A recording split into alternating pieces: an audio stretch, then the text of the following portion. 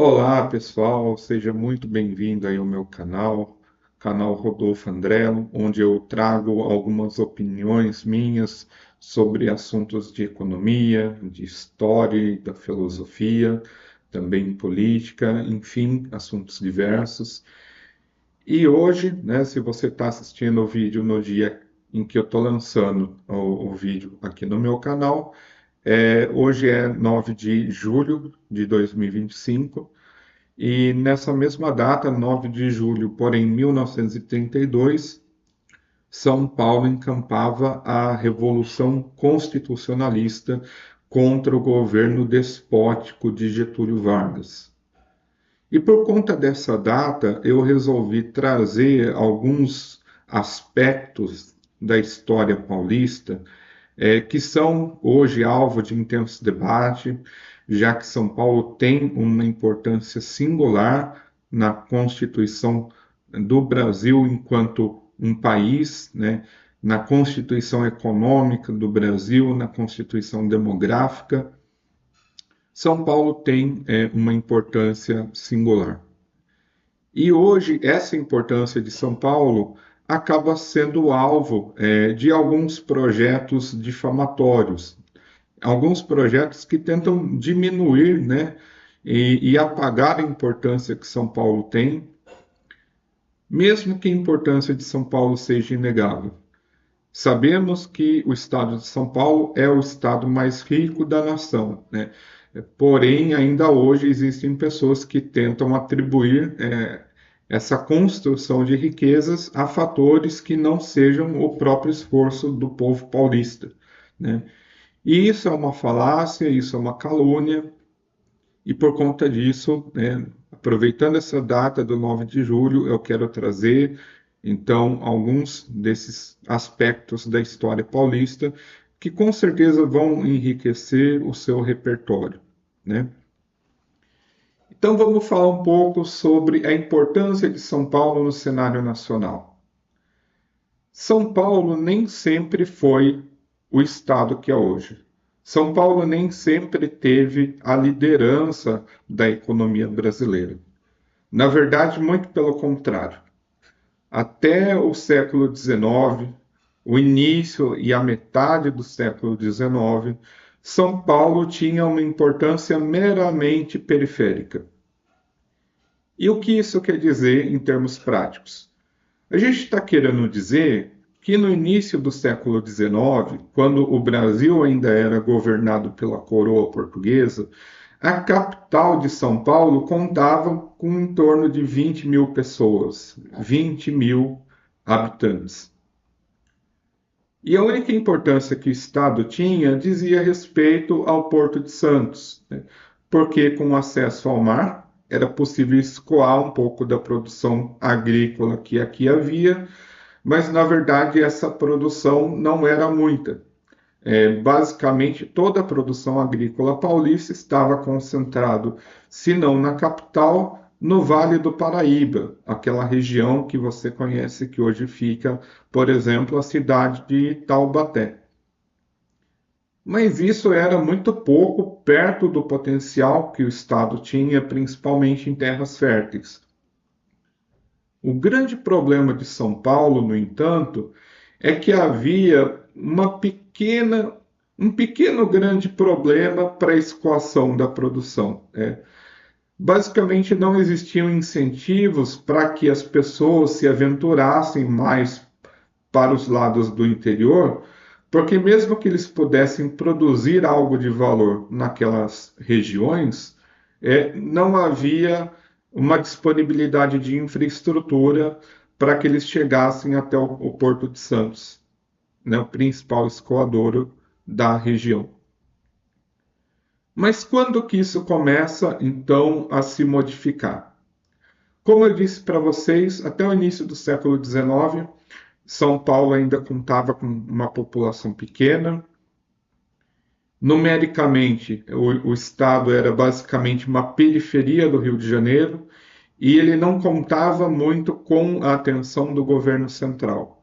O governo central concentrava suas atenções nos estados, né, nas províncias, onde havia uma grande arrecadação. Então, Rio de Janeiro, onde era localizada a própria capital, Salvador, que tinha sido capital antes do Rio de Janeiro, e o Nordeste como um todo, por conta tanto do seu acesso ao mar, como por conta da produção de açúcar. O Nordeste, nessa época, era muito mais desenvolvido do que o estado de São Paulo. Porém, começa a ter início, né, uma revolução na parte agrícola, porque o açúcar começa aos poucos perder a sua primazia nas exportações nacionais e a demanda por café começa a surgir no horizonte. Porém, ainda persistia aquele problema do escoamento da produção. Quando o Dom Pedro I retorna para Portugal, os estados começam a ter um pouco mais de autonomia, começam a não depender tanto das decisões do governo central no Rio de Janeiro. Então, São Paulo, por sua própria iniciativa, instituiu um sistema de pedágios, onde esses pedágios seriam revertidos em melhorias para a infraestrutura, construção e manutenção das estradas. Não só isso, mas também no fim já do século XIX, nós temos os investimentos em ferrovias, e principalmente a ferrovia que ligava Jundiaí ao Porto de Santos, que contou inicialmente com um investimento estrangeiro, principalmente o investimento inglês.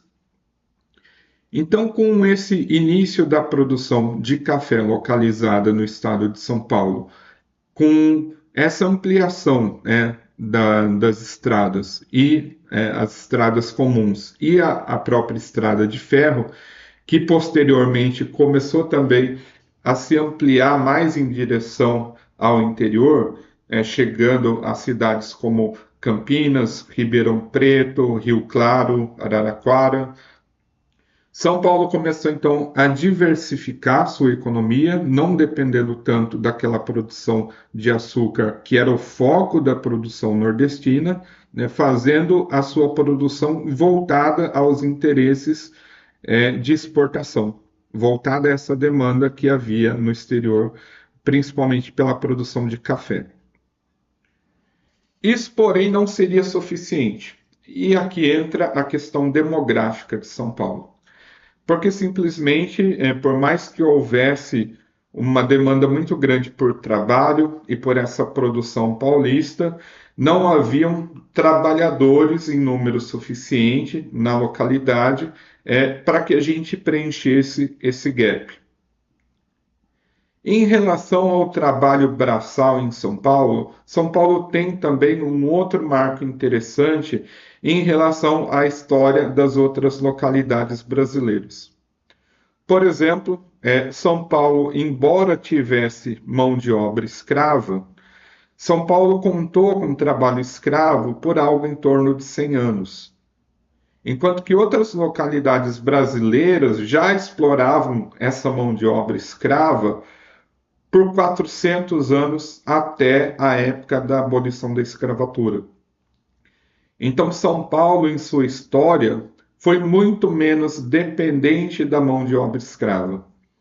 E todos os locais que foram mais dependentes da mão de obra escrava acabaram se desenvolvendo com uma velocidade mais lenta.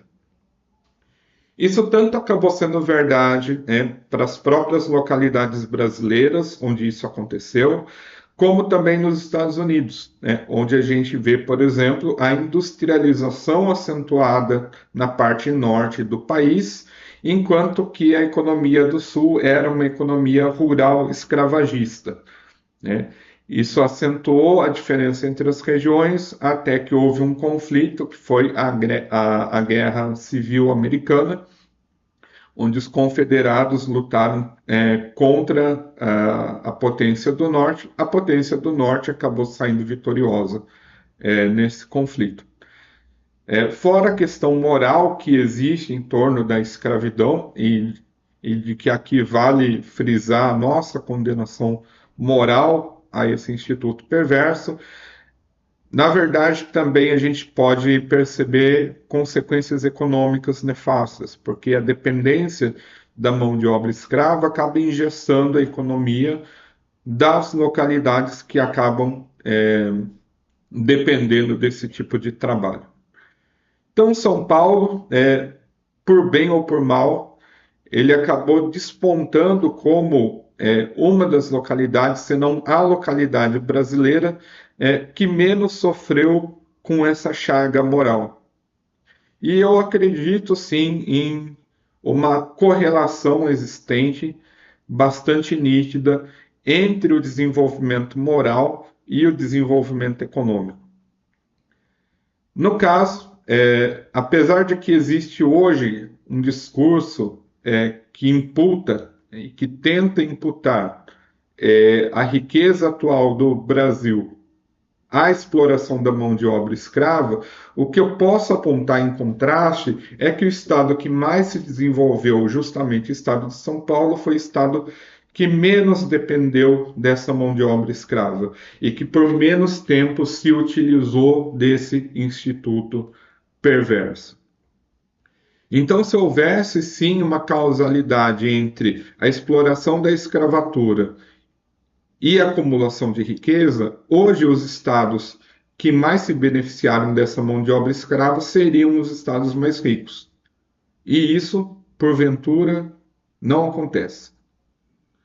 Pois bem, há também uma outra crítica em relação à cultura paulista, de que nós, no estado de São Paulo, trouxemos muita mão de obra, principalmente europeia, e isso foi uma injustiça contra as pessoas recém-libertas. Eu explico o porquê isso não ser uma acusação coerente, porque, como eu disse, no início do século XIX, no auge da aplicação do Instituto da Escravatura no Brasil, São Paulo tinha uma população muito pequena, o interior muito parcamente ocupado e a própria capital contava com simplesmente 20 mil pessoas.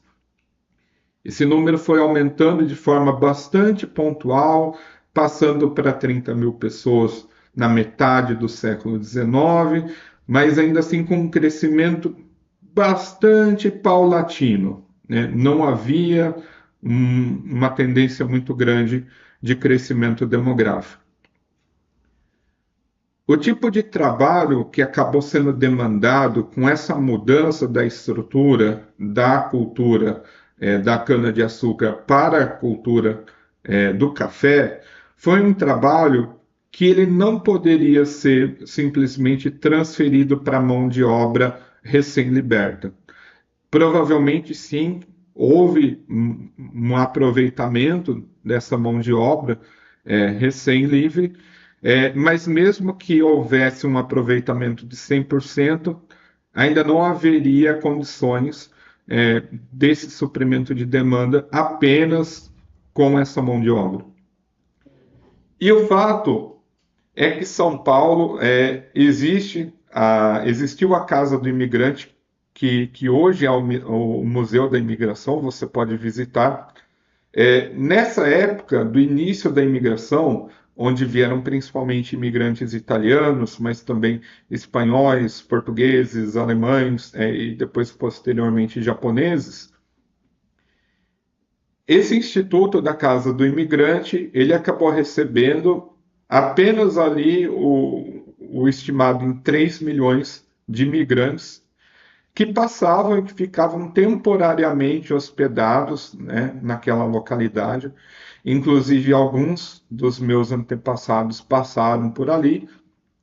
E era muito comum que pessoas que já tinham terras instaladas mais no interior acabassem buscando essa mão de obra na casa do imigrante, né, e que famílias inteiras fossem destinadas ao trabalho em uma única fazenda. Eles ali se estabeleciam, alguns prosperavam, conseguiam adquirir sua própria propriedade agrícola, né, E assim sucessivamente, depois o Brasil também foi se industrializando, principalmente a capital paulista, e houve posteriormente o êxodo rural. Mas inicialmente houve então essa destinação da mão de obra imigrante para essa demanda de trabalho agrícola. Agora, trabalho agrícola, como todos sabemos, houve e há até hoje no Brasil inteiro, não só em São Paulo, mas houve também um diferencial na proliferação de outras formas de trabalho, principalmente o trabalho de artífices, né, o trabalho de tecelões, o trabalho na construção civil, e isso acabou diversificando bastante a economia. Quando São Paulo, no início do século XX, começou seu processo de industrialização, São Paulo já tinha dado os primeiros passos naquilo que viria a ser a consolidação do estado mais rico da nação brasileira. Então não foi simplesmente algo de que a gente poderia resumir. A gente vai trazer trabalhadores, lavradores, né, pobres da Itália, porque sim, a maioria que veio para cá veio porque não tinha melhores condições de permanência em seus próprios países. Vieram, boa parte, como trabalhadores analfabetos e lavradores. Esses também, esse seria o caso dos meus próprios antepassados. Inclusive, eu fiz minha árvore genealógica e os documentos que eu tenho contando a história da minha família contam justamente isso, né?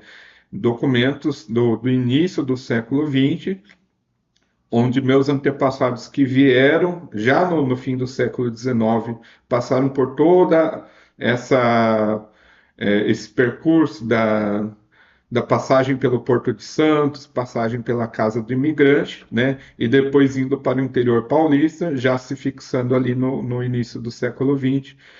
Todos os documentos de cartório que contam os principais eventos, como falecimentos, nascimentos, né, certidões de casamento, apontam para essas variáveis como sendo algo bastante frequente. Pessoas, trabalhadores na atividade rural, lavradores, em sua maioria analfabetas, né, que vieram para o Brasil sem grandes posses, sem uma grande condição de investimento. Mas vieram, sim, com a cara e a coragem, com muita disposição para o trabalho, porque o trabalho foi e é muito exigente no contexto rural. E se é hoje, e pouca gente duvida que o trabalho rural hoje é um trabalho árduo, você pode ter certeza que 120 anos atrás, essa realidade era ainda mais árdua do que agora, né? Então, a gente acaba se beneficiando muito dessa mão de obra que veio para cá, uma mão de obra em condições muitas vezes precárias, com um salário que hoje qualquer pessoa consideraria um salário de semi-escravidão, mas, apesar de todos esses pesares, essas pessoas contribuíram para a formação da cultura paulista e formação da cultura nacional. Em termos numéricos, novamente voltando para a demografia, São Paulo então passa de um estado parcamente povoado para uma metrópole, uma metrópole onde pessoas começam a diversificar sua atividade econômica, porque os imigrantes não dependiam apenas da produção rural. É claro que hoje ainda a vida, né, do trabalhador rural é muito romantizada pela esquerda e existe muito esse apelo à agricultura de subsistência. Até hoje, a esquerda ainda procura bater nessa tecla da agricultura de subsistência, agricultura familiar, mas um dos pontos que facilitaram muito a produção de riqueza em São Paulo é que a produção, desde cedo, ela procurou se diversificar, porque os imigrantes tinham outras necessidades, tinham necessidade de vestuário, tanto que o interior paulista também se destacou muito pela atividade têxtil, principalmente Campinas, né? Outras atividades, como metalurgia, trabalho de ferreiros, trabalho de fornecimento de serviços de educação, de saúde. Algumas das instituições de saúde mais antigas de São Paulo foram associações formadas por imigrantes para ajuda mútua, clubes esportivos, né? A gente tem, por exemplo, em São Paulo, Palestra Itália, né, que veio também dessa força dos imigrantes, o Guarani, muito forte também, né, nessa questão da imigração. Então, não foi simplesmente a atividade rural que permitiu o boom da economia paulista. Isso também. Mas, se São Paulo tivesse permanecido apenas com um investimento rural, ele não teria alcançado voos muito maiores do que os outros estados brasileiros que já investiam na cana-de-açúcar. Um ponto muito interessante da gente tratar sobre essa história de São Paulo vem de alguns paralelos bastante interessantes com a história americana. Você vê, enquanto o interior de São Paulo não era muito povoado, mas houve, né, esse fluxo migratório de pessoas procurando por novas oportunidades, né, se instalando ao redor de vias férreas, tentando prestar serviços, em busca de trabalho.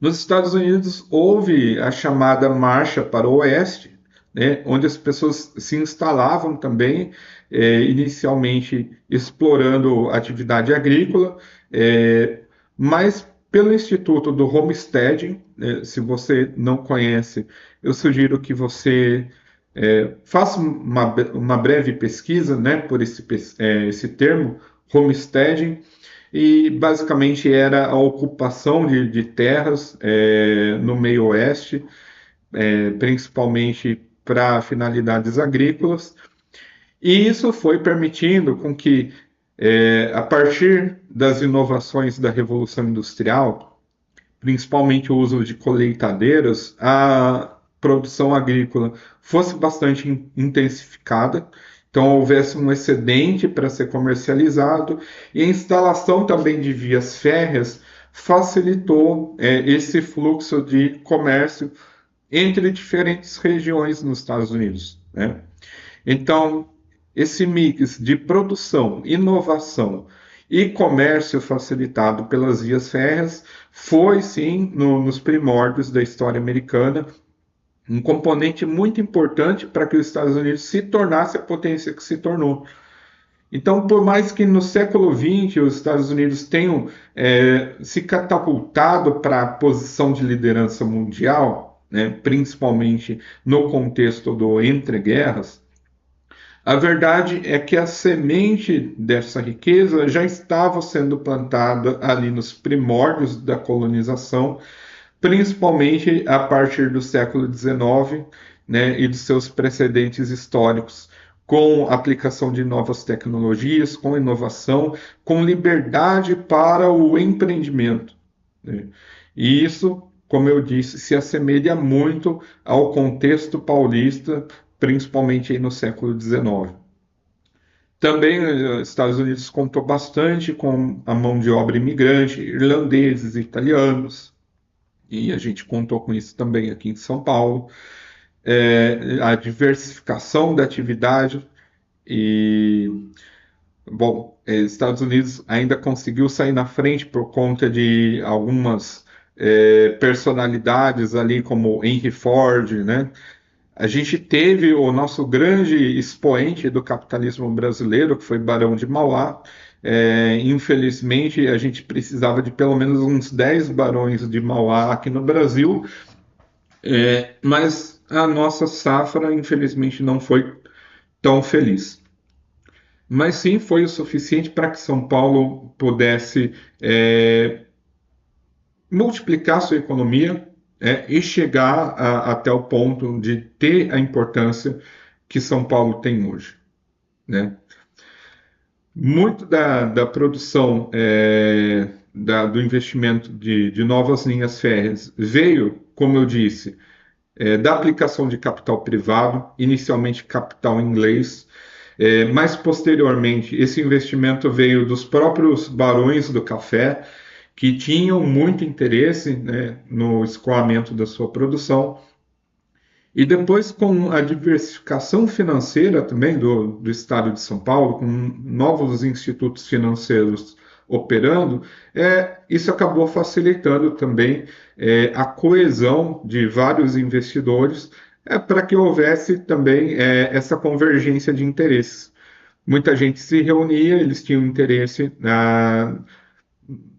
expandir a produção agrícola, expandir o comércio, e havia uma demanda por capital, então as pessoas se reuniam e, visando esse lucro de longo prazo, né, com esse horizonte temporal mais amplo, eles acabavam permitindo esse investimento em estradas e ferrovias. Por que eu estou pontuando novamente esse aspecto?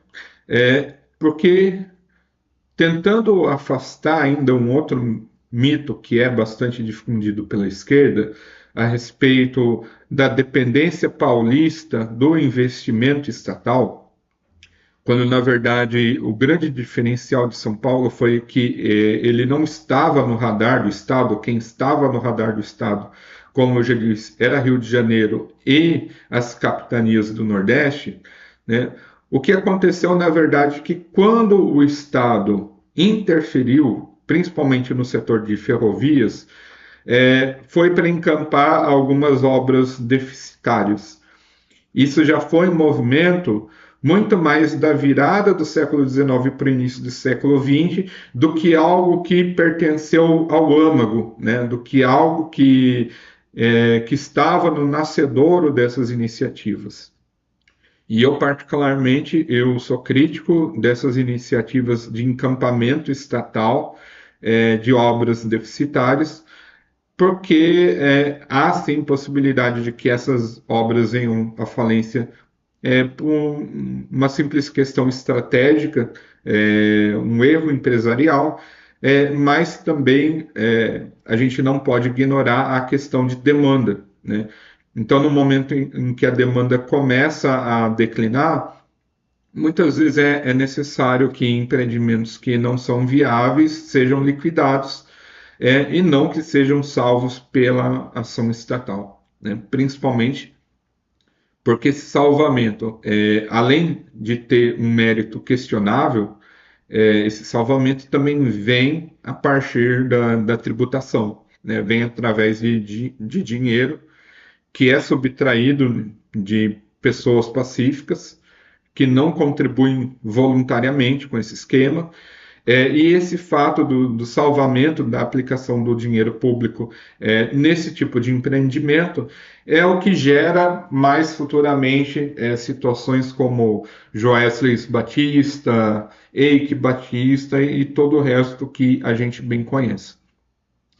Mas então, só para pontuar, o que permitiu o nascimento, né, e a frutificação desses empreendimentos em São Paulo, né, e que na virada do século XIX para o século XX já permitiam que São Paulo fosse uma potência dominante no contexto brasileiro, isso veio de forma primordial, né, amplamente primordial, do próprio investimento da iniciativa privada.